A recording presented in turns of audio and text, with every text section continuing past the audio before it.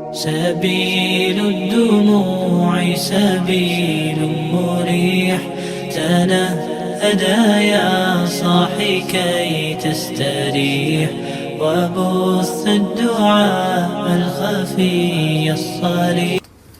دھوکہ نہ دو. خاص طور پر یہاں کے لوگوں کو دھوکہ دینا تو بہت بڑی گراوٹ ہے. یہاں کی حکومت نے تمہارے ساتھ کیا کچھ نہیں کیا, تم انہی کو دھوکہ دو. ٹیکس بچانے کے لیے جھوٹ بولو, کتنے پیسے بچا لوگے؟ جھوٹ بول کے تم نے سارا ملک بچا لیا تو اللہ کی قسم گھاٹے کا سودا. پیسہ نہ بچاؤ, سچ کو بچاؤ. سچ پراپرٹی ہے, پیسہ پراپرٹی نہیں ہے, سچ پراپرٹی ہے.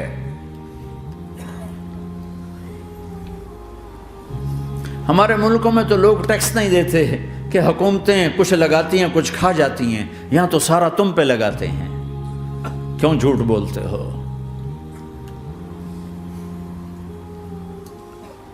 کیوں دھوکہ دیتے ہو؟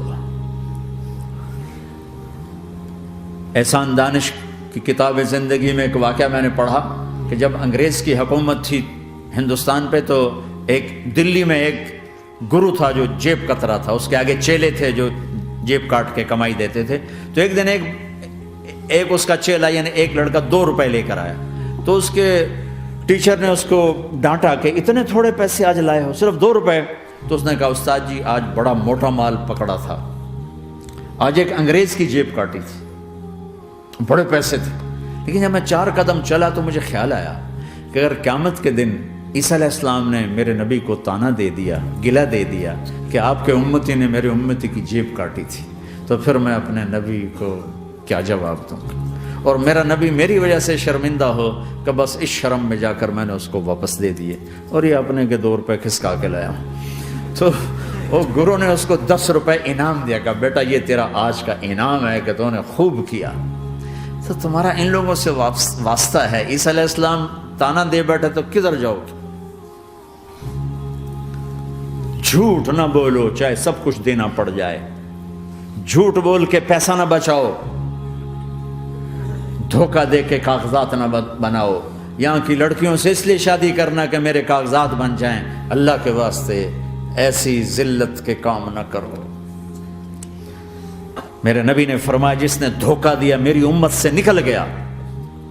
نماز چھوڑنے پر کہا اس نے کفر کیا, جس نے نماز چھوڑی کفر کیا.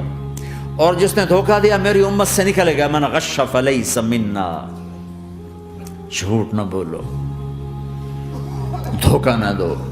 سب کچھ چلا جائے جانے دو, سچ کا ساتھ نہ, سچ کا ساتھ. ابن خراش رحمۃ اللہ علیہ کے بارے میں مشہور تھا, زندگی بھر کبھی جھوٹ نہیں بولا. حجاج کا زمانہ, ان کے 2 بیٹے حجاج کے خلاف جنگ میں شریک ہو گئے. پھر ان کو شکست ہوگی, وہ بھاگ گئے. پھر چھپتے چھپاتے گھر پہنچ گئے. CID نے بتایا کہ وہ گھر آ گئے. تو حجاج نے کہا آج ابن خراش کا امتحان لوں گا. ان کو بلا لیا. کہنے لگا ابن خراش اور تیرے 2 بیٹے ہمارے خلاف جنگ میں شریک ہوئے تھے, وہ پہ بھاگ گئے تھے, ان کی کوئی خبر ہے کہاں ہے؟ تو انہوں نے مسکرا کر فرمایا کہ حجاج زندگی موت تو اللہ کے ہاتھ میں, گھر آ چکے ہیں, گھر میں ہیں, ابھی یہیں چھوڑ کے آئے ہوں. تو حجاج نے کہا تیرے سچ پر تیرے بیٹے تجھے ہدیہ کرتا ہوں. اگر تو جھوٹ بولتا تیرا سر بھی اڑا دیتا, تیرے بچوں کا سر بھی اڑا دیتا.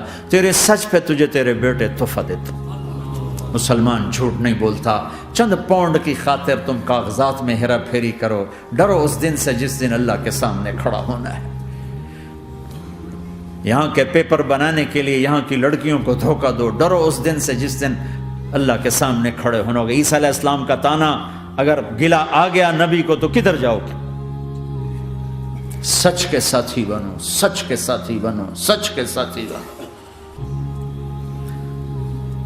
ٹیکس دینا پڑے دو, دینو, تم پہ خرچ ہوتا ہے.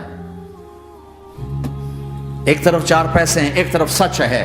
کہ مسلمان سچ بولتا ہے, جھوٹ نہیں بولتا. ایک دفعہ سہارنپور میں جھگڑا ہو گیا. ایک جگہ تھی ہندوؤں کی, مسلمانوں نے قبضہ کیا ہوا تھا. تو ہندوؤں نے کیس کر دیا. انگریز کا زمانہ تھا, عدالت. وہ مسجد بنانا چاہتے تھے, ہندو مندر بنانا چاہتے تھے. تو دونوں طرف بات تپی ہوئی, تپی ہوئی.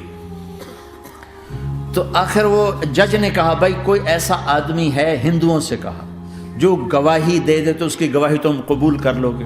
اور مسلمانوں سے بھی پوچھا تو ہندوؤں نے کہا جی ہاں, مفتی مظفر حسین صاحب اگر گواہی دے دیں کہ زمین مسلمانوں کی ہے تو ہم دے دیں گے.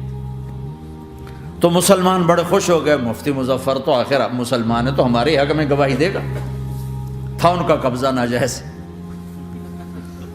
تو جب وہ عدالت میں تشریف لائے مسلمان بڑے اطمینان کا, ہن جناب ساڈے حق وچ فیصلہ ہونا ہے, چونکہ آج کل صرف سچ کو کون دیکھتا ہے. تو انگریز جج نے پوچھا ہاں جی مفتی صاحب آپ کیا کہتے ہیں؟ فرمانے لگے دیکھو جج صاحب یہ زمین ہندوؤں کی ہے اور مسلمانوں نے قبضہ کیا ہوا ہے. تو مسلمانوں نے گالیاں نکالنی شروع, وہ یہودیوں والا بن گیا نا, گالیاں نکالنی شروع کر دی. تو انگریز جج نے کہا آج مسلمان ہار گئے اور اسلام جیت گیا. آج مسلمان ہار گئے اور اسلام جیت گیا. اپنی ہار مان کے اسلام کو جتاتا. اللہ